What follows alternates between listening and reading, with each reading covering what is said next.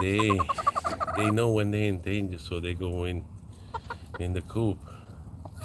But I'm here, and they know I'm here, so.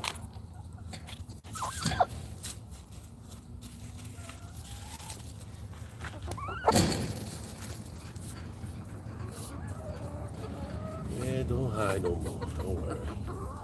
I'm here to protect. Lucky you got these brushes, these tree limbs and stuff that protects you from it. Not the way he was today. He was real close. He got on that limb on that tree and he was just like, could have just